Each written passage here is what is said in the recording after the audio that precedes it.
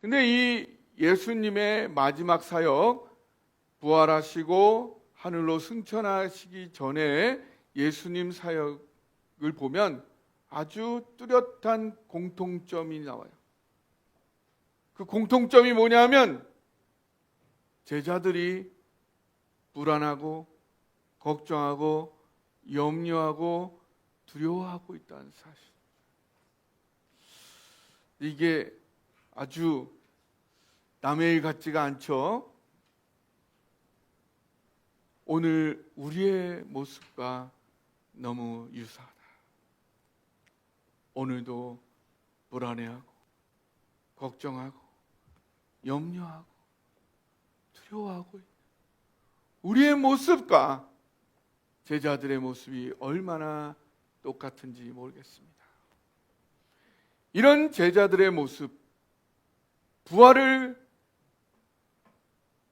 며칠 전에 하나님이 하셨어요. 예수님이 하시고 예수님의 공생애 동안 수도 없이 놀라운 기적들을 경험했음에도 불구하고 오늘 다시 불안해하고 걱정하고 염려하고 두려워하고 있는 이 제자들의 모습, 너무나 안타깝습니다. 이들의 모습, 대표적인 모습이 어쩌면 그 마태복음 14장 22절 33절에 베드로의 모습과 아주 대표적인 모습이라 생각이 듭니다. 하는 예수님께서 많은 무리를 먹이신 다음에 제자들에게 말씀하셨어요. 너희는 먼저 배를 타고 갈릴리 바다로 저 건너편으로 건너가거라. 그리고 나서 예수님은 홀로 산에 올라가셔서 밤이 깊도록 철야하시며 기도를 하는 중이었습니다. 근데 갑자기 바닷 가운데 큰 풍랑이 일었습니다. 바람이 거세게 불고 파도가 배를 쳐서 흔들었습니다. 그러자 제자들은 바로 믿음을 잃어버리고 두려움에 사로잡혔습니다. 벌벌 떨면서 이제 죽음을 앞둔 것처럼 모두가 다 힘들어하고 있을 때 밤 4경 새벽 3시쯤 놀라운 일이 나왔습니다. 그 험하게 치는 그 파도 사이로 바람이 쉥쉥 부는 흰 거품이 막 날리는 그 바다 사이로 예수님께서 그 물 위를 걸어오고 계신 것입니다. 그 모습을 보자 제자들은 예수님인 것도 모르고 깜짝 놀라서 유령이다 유령라고 외치게 되었습니다. 그때 예수님께서 말씀하십니다. 안심하거라. 나다. 두려워 말거라. 파도가 막 치는 속에서도 그 파도에 전혀 영향받지 않는 그 예수님을 확인하고 나서야 파도 치는 제자들의 마음이 평안을 얻고 참잠해지는 그때에 베드로가 외쳤습니다.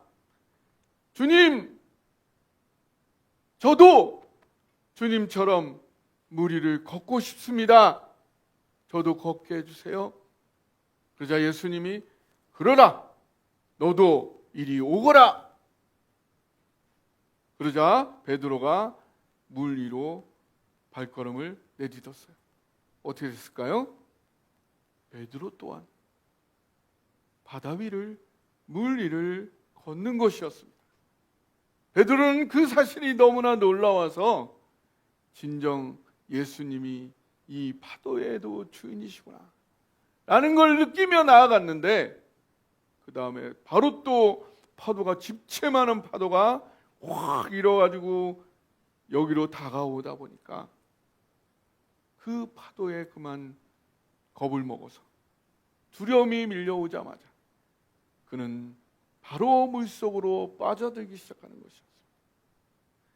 그러니 어떻게 해요? 물을 막 먹고 이제 죽게 생긴 거죠.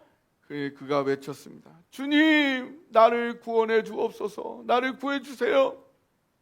그때 예수님이 다가오셔서 베드로의 손을 붙잡으며 말씀하십니다.